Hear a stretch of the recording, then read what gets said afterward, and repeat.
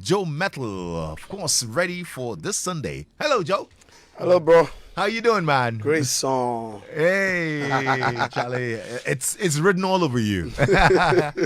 You're looking good. Thank you. I've been learning from you small. I tell you what, I remember last year when you came here before the show. Okay. You looked like so stressed. Okay. Do you remember?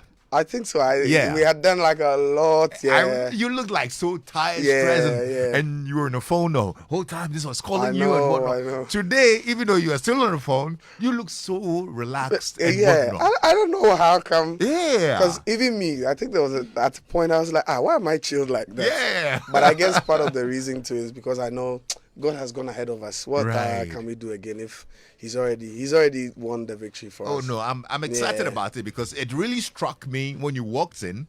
Because I remember last year vividly exactly how you were, on the phone trying to put things together and whatnot. Yeah.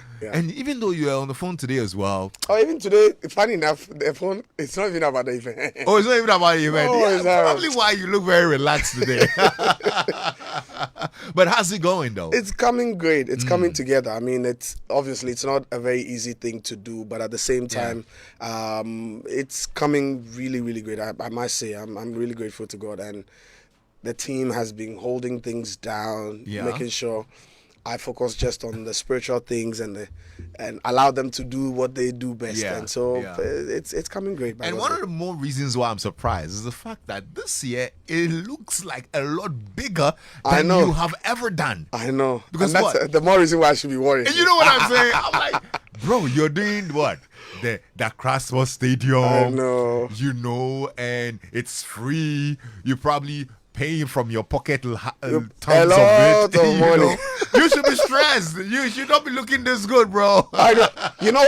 I think part of the thing too is over time I've come to realize the fact that the stress never brings solution. Right. It rather adds to the problem later. So if I can save myself the stress and use that strength I would have used to manage the stress to fix if there are things later. So I think over time you just learn to manage it. So absolutely. Do what you can do. Do it to the best of your ability and allow God to do what He does best. Absolutely. Come in and add His blessing to everything. One of my favorite lines in a song by T.I. It's called No Matter What, and at some point he says, "Let go and let God deal with it." And it's stuck with me.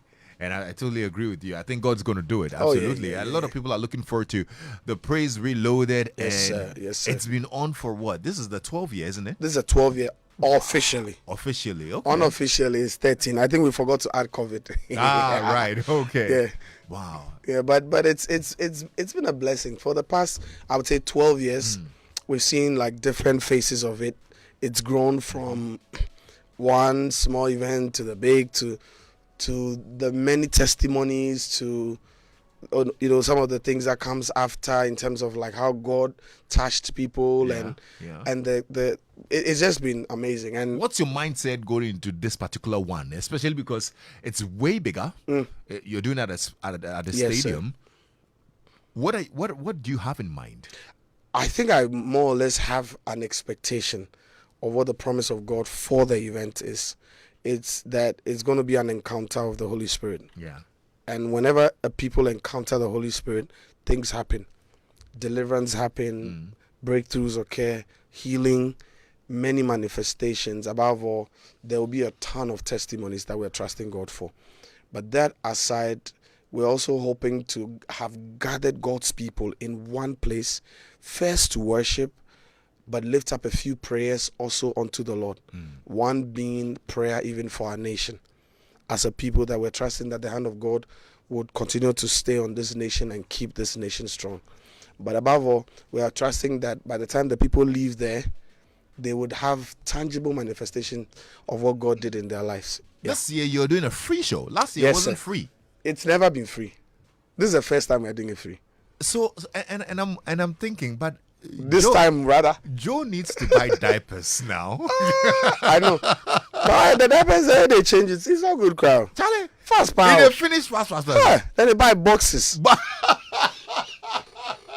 And sometimes when they finish, they ask for wipes. Hey. Absolutely. No, you know they do the Formula 2, eh? Oh, I mean now you grow. No, the formula. You know, the early stages. I gathered some of the containers. Hey, plenty. Yeah, God. And unfortunately for me, my daughter wasn't eating the regular one. Hey, like she was eating the was it the one from the States, Similac or something. Okay. For the one from the US. That's different from Aptamil, eh? Yeah, God, it was expensive. Wow. And this girl, can go for you. Eat chop. Eat chop like your father. So you got this matter. We're on radio. I can't answer. So if I say who she chops, like I'll have matters. You sleep outside. Leave it there. You sleep outside. I lift my hands. but how has the fatherhood journey been? It's been a beautiful journey. I mean, I love it. When she's there, like my daughter is very like active, so okay, she wants to play, she wants to pull things, she was chasing, and so there are times it's a lot, but just when she's not around, you feel like something is missing in the house. You start looking for her, like wait, and sometimes you unconsciously will like, I haven't heard her, like they said no, she's not at home, she's maybe like gone to her grandparents or something. I'm like, oh, but I have loved every part of the journey. From the beginning all through to where she is right now. Is there something it has added to you or taught you? I think it teaches you more. You may care for people, but you will do it more. Mm-hmm. You'd realize how you don't think before you act when it comes to them. You don't even... there's nothing like, I can't do this or I don't have it. Once it has to do with them, you will go heaven on earth for them. It's a beautiful experience. And for me, it even teaches you that if, like the Bible says, if even we men, as wicked as we are, when our children ask us for bread, we don't give them snake, how much more would our Heavenly Father not take care of us? Right. And so it's as simple as like what we're discussing. That's why I know God has my back. He's my Father. He has my back. Got you. He's got you. So here am I thinking, you're buying diapers and whatnot, and then he's doing a free show. I mean, I'll be livid if I was in your house. So how are you pulling it off? I think grace. So, and then God, by God's grace, like a few individuals too are coming, on board. But definitely, you also have to come in strong. Because if you don't believe in the vision you're championing, how then do you expect others to believe in it? So I'm doing part. My team is doing some. But God is also touching a few individuals, and they're coming through for us as well to make sure that they see it through. Because, one pastor called me and says, this is not your event. This is a kingdom event, and we're all with you. Wow. And some of them are really supporting as well. And not only that, we have a few of the suppliers also really being, what's the word? Gracious to us. Okay. In their approach to rental rates and other things. So it's here and there, but it's all coming together. I don't know. I'm sitting back and I'm thinking maybe it's because your craft has really paid off for you to be able to afford something like that. Yes, I can also say it's also added to it. Yes. And most of them too, like you're saying, I think I would say I have found favor in their sight as well, that they say, oh no, if it's you, we will stand with you. It's fine. Yeah. And that I cannot claim. I can just say it's just God. It's just God. Wow. And not even just the magnitude of it. You're bringing some very amazing. Yes. You're flying in. Who else is coming in for our side? So for now, Nathaniel Bass is flying. Sumisola is flying. And then I have a friend of mine from the US, Jumbo, also flying in. The rest are more like my people down here. The rest I have flying in are sometimes some of them are not artists. They're just friends who have decided to fly down from the States, from the UK, France. There are people coming from all over. Wow. This is going to be huge. This Sunday at the Accra Sports Stadium, you really need to be there. But what was the reason why you decided to do Accra Sports Stadium? To open it up, to allow more people to come in. I think over the years, we've always had the rooms. And in addition to that, we've always ticketed it. Sometimes people can afford, sometimes people cannot. And for this year, when we're praying about the venue and got the Accra Sports Stadium, one of the things I could hear in my spirit was open it up. Okay. Allow more people to come in, allow more people to gather, to be able to worship, so that there are no restrictions. I can afford, I cannot afford, it doesn't matter. All is taken off the table. Just make your way there. In fact, we even have a few partners giving us or helping us with like buses and stuff on some of the campuses. Oh, great. To bus students and things. So it's just a blessing. It wasn't like you set out that, okay, I just want to fill the stadium and make a statement. No, it's not. Like we've been saying that thing that it's not for a bragging right. It's that the name of the Lord will be glorified. At the same time, we also won't take the stadium and allow it to be empty. We want to fill it to God's glory, for His pleasure. But not to say we did it. No, we didn't do anything. People can decide to come by themselves or not to. God is the one that touches their heart to leave and move and come. Right. So it's not just what we are doing. We are doing our part, but it's not for a bragging right. Okay. It's not for a bragging right. Does Joe Mettle see himself doing a full album kind of thing? Oh, yeah. So some of the songs we've been releasing, it's a whole album. Oh, really? We are treating the people's first song. I see, because I'm like, okay. Then you bring one. Then you bring another one. And I'm like, okay. It's a full project. It's a full project. Something we call Songs of the Spirit. Okay. That's why you have them sound the way they do. So they had to sort of like start like a heart of prayer, or like the urge for people to pray. Yeah. So there are more of such songs on the album. Is it a new way of doing the music business? The singles? Yes. Sometimes I would say yes. We've had situations where we've released albums and it's like somebody will choose one and who won't mind the rest again. And sometimes there are songs on it that if they pay attention some more. So at a point we realize that, okay, instead of dumping the whole album on people, why don't you allow them to enjoy one at a time? Okay. After they are done, then you bring them the next and the next. After a few singles, then you drop the full thing. So it helps. It actually does help. Because these days people don't play albums like they used to. Yeah, I mean, but some people to look forward to that body of work. Yeah. You know what I'm saying? I've had people from, like, let's say, behind the scenes sending, boss, what is all this teasing? Drop everything. Yeah. Because some were also at the recording. So they have an idea of all the songs. They're like, when is that one coming? Yeah. And then others too are able to pick up faces in the videos. This person doesn't live in Ghana. Yeah. If he was at the recording, then something happened. So when are we getting that song? You know, but it's a beautiful experience. Some of my fondest, my most cherished moments are probably when maybe I'm in my car and I have a CD. Okay, and then you get to keep playing. I know. Keep playing. I know. So I miss those things. Not even me. Sometimes the times I listen to music a lot is when I'm driving. Yeah. Not even when I'm home. Yeah. So there were times where, and even for me, sometimes some of the times I like to cool off. Go into my mind, sometimes think. People like to maybe be in a small corner. There are times I like to just drive. Okay. So I can actually take an hour to 2 hour drive just reflecting on stuff by myself, listening, cruising, no one else. Yeah. And then I can, back in the day, I used to live at Weja. I can actually drive to Winneba Junction and turn back. Oh, wow. Yeah, and most of the time, by the time I do journeys like that, the things I will end up doing. Oh, my goodness.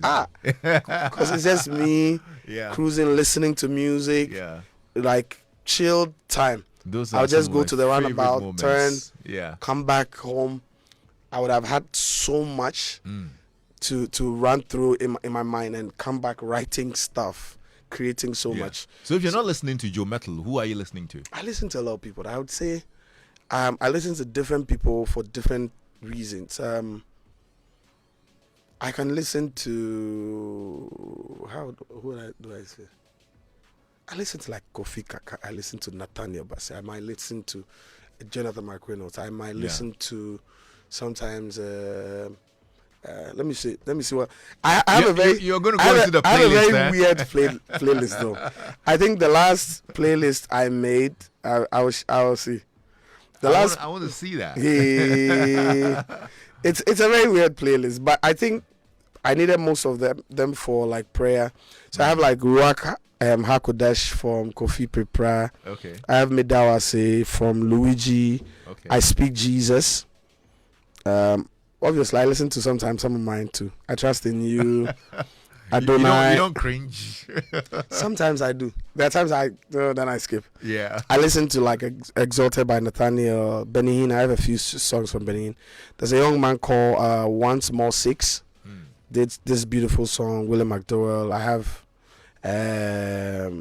then like I said, some of mine, and then Philip Ajale also has this worship song. So I listen to different. I think based on what is happening at the particular moment, I would just jump on another or something like that. I hear you mention Nathaniel Bassey a lot. You love that brother. No, yeah, we're like, what do you say, covenant brothers? Yeah.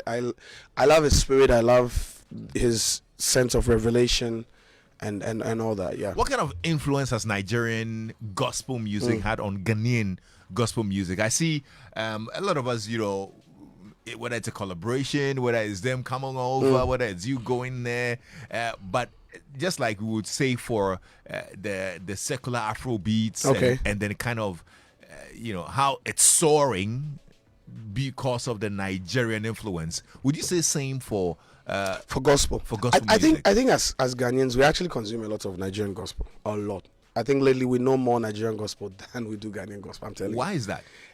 I wouldn't know. I think once the music is going beyond a people to a sound. So if this blesses the person, they go for it. So it doesn't necessarily have to do with the fact that the person is Ghanaian or Nigerian.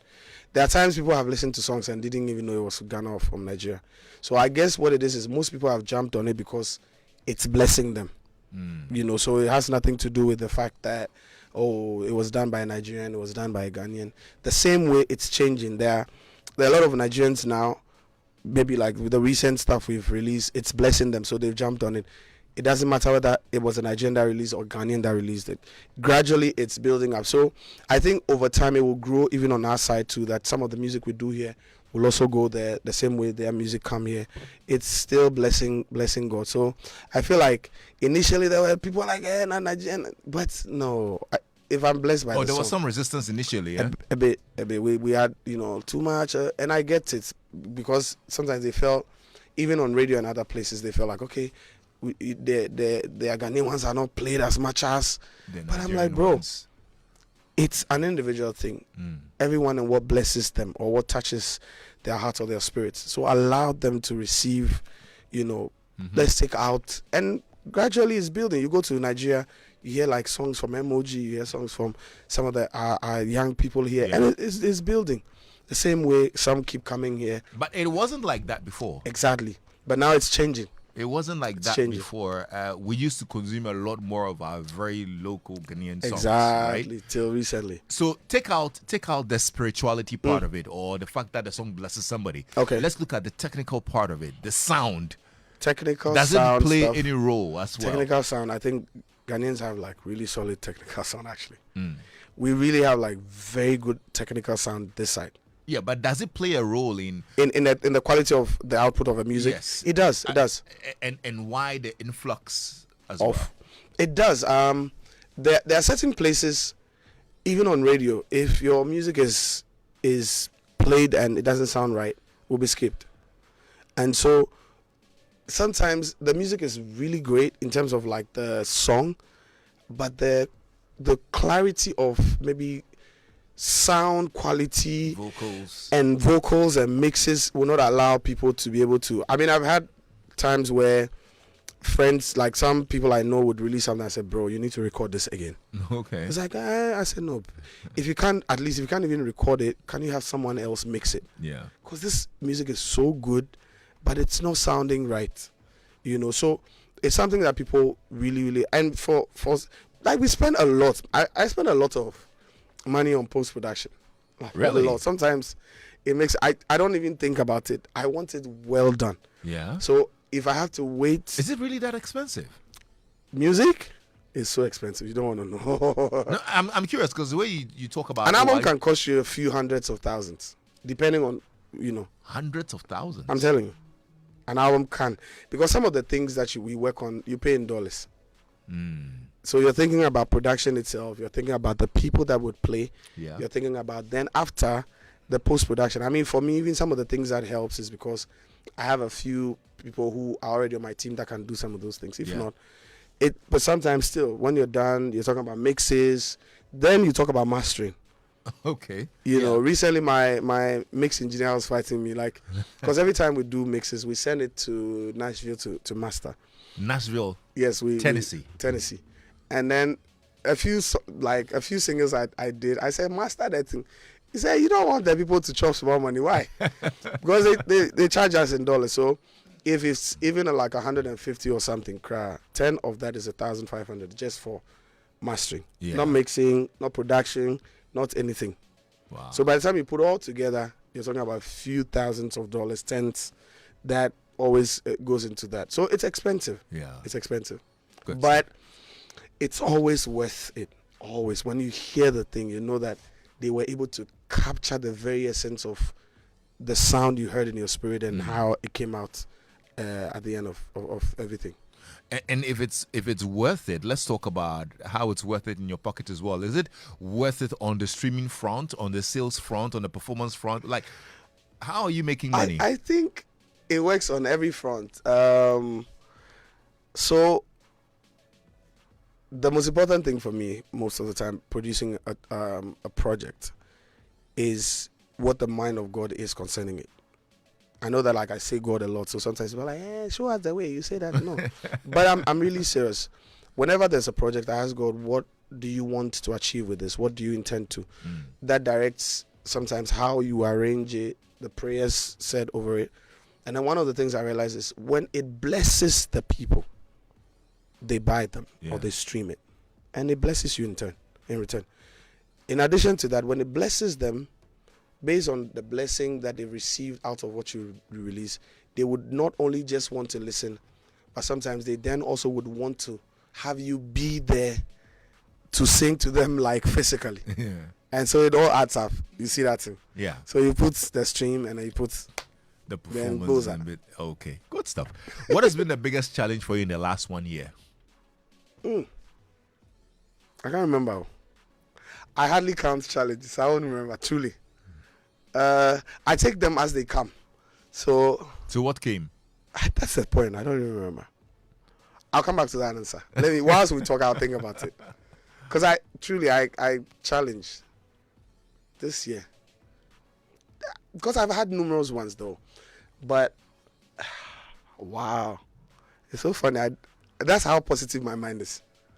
I hardly keep... So I'm the negative one here. I hardly keep track of them.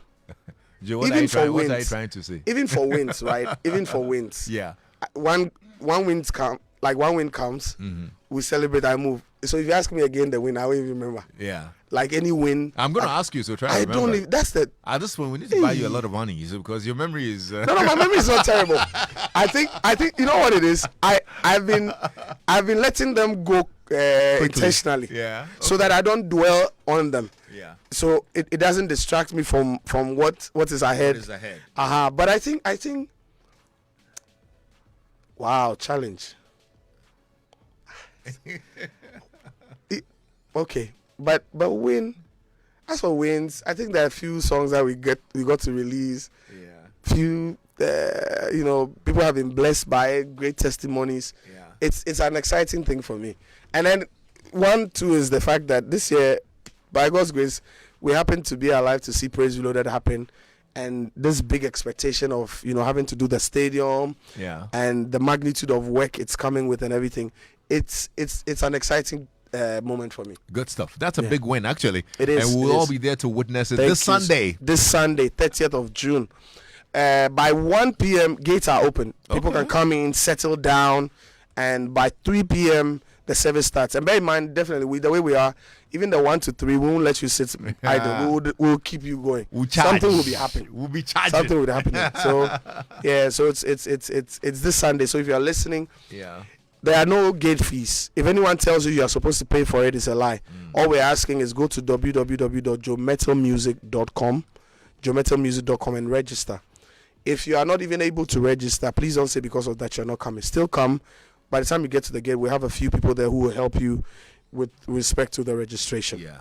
Good luck with it, bro. Thanks, bro. Thank you so much for coming by. Thank you for having me. We'll see you on Sunday at Accra Sports Stadium. It's going to be an amazing experience. We know that. And God will manifest in the performances.